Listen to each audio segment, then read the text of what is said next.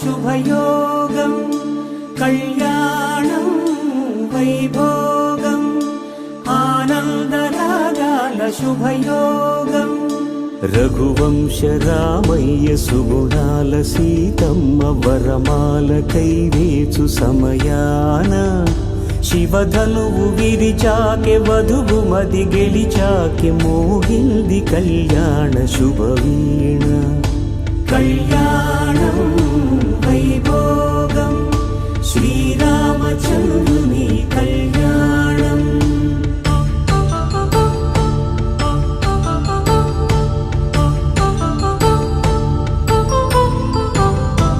అపరంజి తరుణి అందాల రమణి వినగానే కృష్ణయ్య లీలామృతం గుడి దాటి కదిలింది తన వెంట నడిచింది గెలిచింది రుక్మిణి ప్రేమాయణం కళ్యాణం వైభోగం ఆనంద కృష్ణుని కళ్యాణం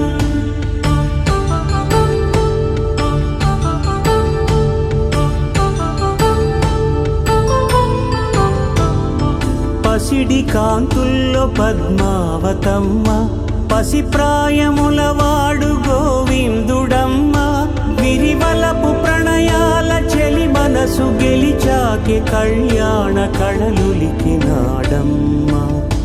ఆకాశరాజునకు సరితూగు సిరి కొరకు రుణమైన వెనుకాడలేదమ్మ కళ్యాణం వైభోగం శ్రీ శ్రీనివాసుని కళ్యాణం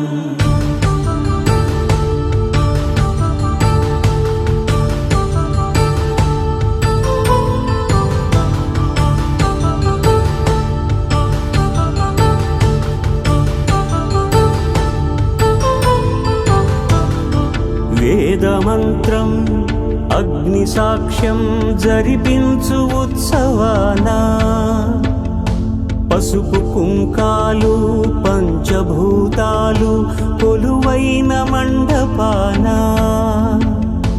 వరుడంటూ వధువంటూ ఆ బ్రహ్మముడి వేసి జత కలుపుతంతే ఇది స్త్రీ పురుష సంసార సాగరపు మథనాన్ని సాగించమంటున్నది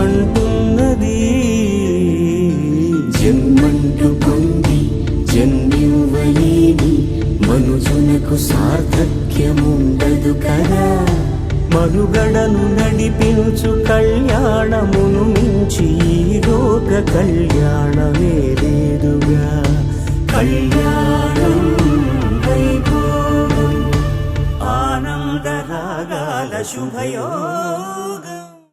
ఇది జీలకర్ర బెల్లం. ఇవి రెండు వేరు చేయలేనంతగా కలిసిపోతాయి. పెళ్లి తర్వాత భార్యాభర్తలు కూడా జీవితాంతం అలా కలిసి ఉండాలని ఇవి తలపై పెట్టిస్తాయి.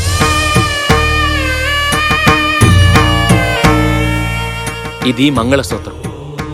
మంగళం అంటే పవిత్రత, సూత్రం అంటే తాడు. ఇది మెడలో పడగానే పెళ్లి అగ్ని కంటే పవిత్రం అవుతుంది.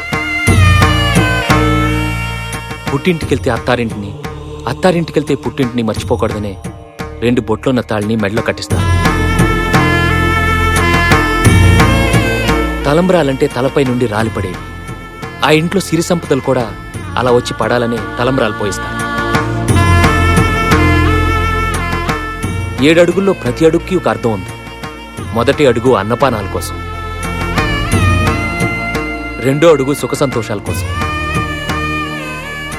3వ అడుగు వ్రతాల కోసం, 4వ అడుగు సంతానం కోసం, 5వ అడుగు సంపద కోసం, 6వ అడుగు పాడి పంటల కోసం, 7వ అడుగు సఖ్యత కోసం. ఒకరి వెంట ఒకరు 7 అడుగులు నడిచి 6వ ప్రాణంగా 5వ తనాన్ని మూటగట్టుకొని 4 దిక్కుల సాక్షిగా 3 ముళ్ల బంధంతో 2 జీవితాలు ఒకటయ్యేదే పెళ్ళంటే.